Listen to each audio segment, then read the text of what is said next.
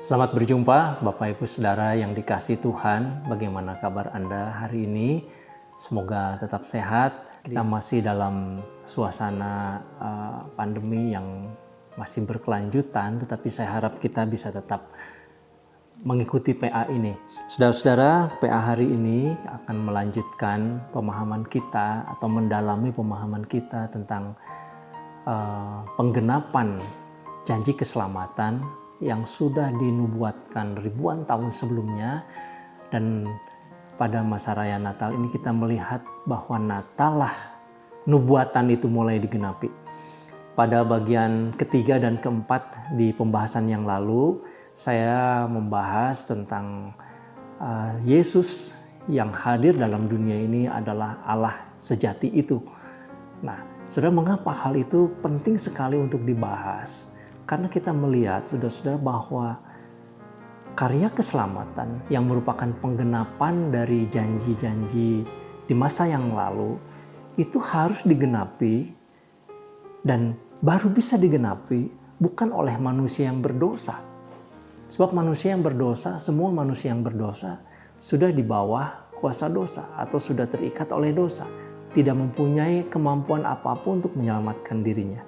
Jadi harus ada intervensi Allah masuk ke dalam dunia ini. Itu sebabnya saudara-saudara, pemahaman kita atau keyakinan dan iman kita bahwa Yesus itulah Allah sendiri yang hadir, itu memungkinkan kita untuk bisa mengerti bahwa keselamatan itu bisa terjadi. Saudara-saudara, pada perjanjian baru kita akan melihat bahwa tujuan dari kedatangan Tuhan Yesus itu adalah untuk menyelamatkan manusia dari dosa. Dan ini yang akan kita bahas, saudara-saudara, dalam beberapa pertemuan berikut mengenai tujuan kedatangan Tuhan. Dimulai dengan kelahirannya, tetapi juga di dalam seluruh karya penebusannya. Nah, saudara, berkaitan dengan kedatangan Tuhan, ini ada beberapa ayat Alkitab yang secara khusus sangat menarik karena ada kata "aku datang" atau "Yesus datang". Aku, kata Tuhan Yesus, dia datang untuk apa? Nah, saudara, hari ini kita akan melihat beberapa ayat yang berkaitan dengan tujuannya yang secara umum. Kita akan lihat di dalam Injil Matius pasal 18 ayat yang ke-11. Misalkan ayat ini, saudara, menyatakan karena anak manusia datang untuk menyelamatkan yang hilang. Ya, Yesus menyapa dirinya atau menyebut dirinya sebagai sang anak manusia itu. Anak manusia adalah gelar yang juga merupakan penggenapan dari nubuat di kitab Daniel pasal yang ke-7. Saudara, bahwa anak manusia itu adalah pribadi ilahi yang duduk bersama dengan Allah. Dia mendapatkan kekuasaan yang tak terhingga karena dialah Allah sendiri. Nah, anak manusia ini, Yesus ini datang untuk menyelamatkan yang hilang. Kemudian, saudara, Rasul Paulus pun menyebutkan di dalam 1 Timotius pasal yang ke-1 ayat 15, ini sebagai penegasan, perkataan ini benar dan patut diterima sepenuhnya. Kristus Yesus datang ke dunia untuk menyelamatkan orang berdosa, dan di antara mereka akulah yang paling berdosa. Jadi di sini jelas dikatakan Yesus datang untuk menyelamatkan. Kemudian satu ayat lagi, saudara-saudara, saya ingin menyampaikan, yaitu di dalam Injil Markus pasal 10 ayat 45. Di dalam ayat ini katakan, karena anak manusia juga datang bukan untuk dilayani, melainkan melayani dan memberikan nyawanya menjadi tebusan bagi banyak orang. Nah, jadi saudara-saudara, di dalam ketiga ayat ini dan sebenarnya pada banyak ayat yang lain menjelaskan bahwa Yesus datang untuk menyelamatkan manusia dari dosa. Bagaimana dia bisa menyelamatkan manusia dari dosa? Maka di dalam Markus 10 ayat 45 itu dikatakan bahwa dia menjadi tebusan bagi banyak orang, memberikan nyawanya menjadi tebusan bagi banyak orang. Itu caranya, sehingga manusia yang berdosa bisa mendapatkan keselamatan. Nah, saudara-saudara, pengertian tentang keselamatan ini memang multidimensi ya, ada banyak aspek. Nah, saya mau menyampaikan beberapa hal saja, saudara-saudara. Mungkin dengan beberapa ilustrasi supaya kita mengerti. Yang pertama, saudara, bahwa keselamatan itu proses atau ada tindakan penggantian. Ya. Kita tahu bahwa di dalam perjanjian lama dahulu, sebagai bayang-bayang keselamatan, orang kalau mau datang kepada Tuhan supaya Tuhan menerima orang itu dari karena perbuatan dosanya, mereka harus datang membawa darah binatang atau binatang yang disembelih.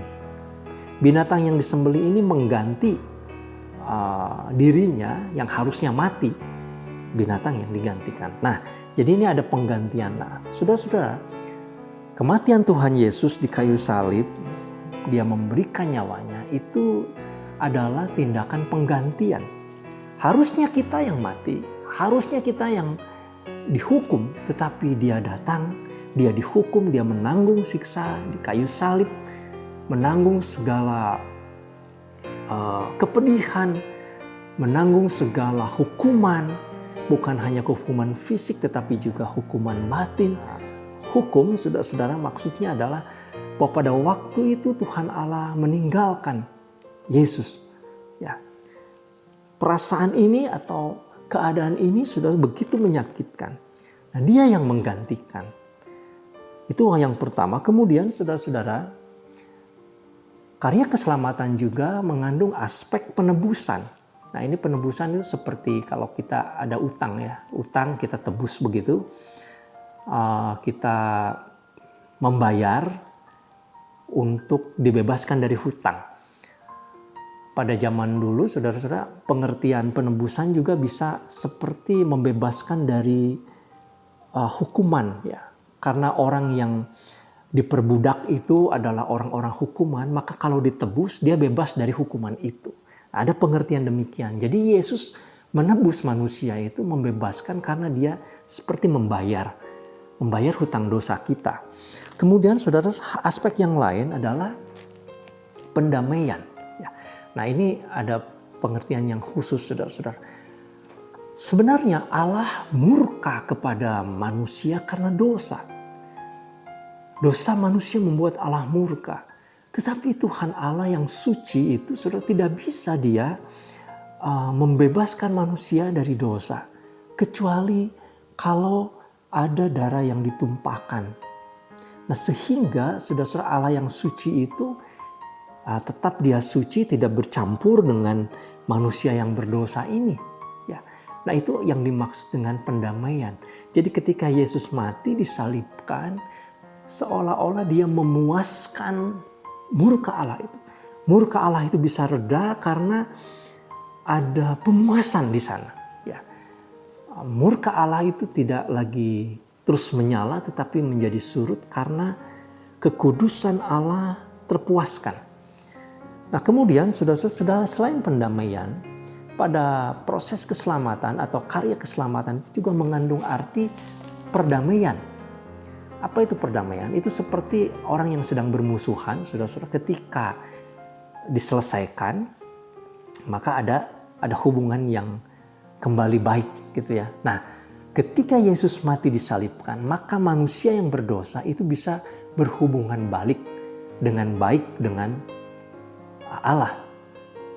Manusia tidak lagi diposisikan sebagai musuh Allah, tetapi sudah berdamai dengan Allah. Nah, saudara-saudara, ada juga pengertian mengenai dalam karya keselamatan ini adalah mengenai pembenaran. Ketika menjadi musuh Allah, manusia yang berdosa itu dipandang sebagai orang yang bersalah. Tidak ada yang benar. Tetapi ketika Yesus mati disalibkan, maka setiap orang yang masuk di dalam karya keselamatan ini, mereka adalah orang-orang yang dipandang sudah benar. Ya, secara hukum itu sudah benar.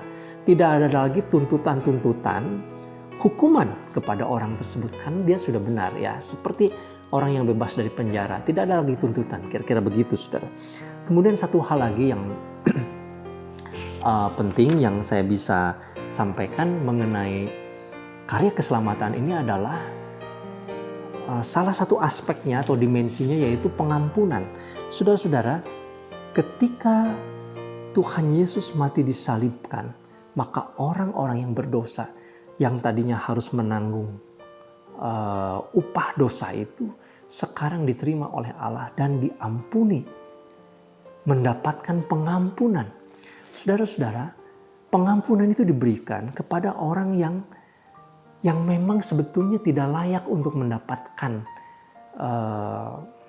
balasan atau kebaikan itu. Ya. Ini ada grasi, saudara, mungkin bahasa yang gampang kita bisa katakan demikian. Pengampunan.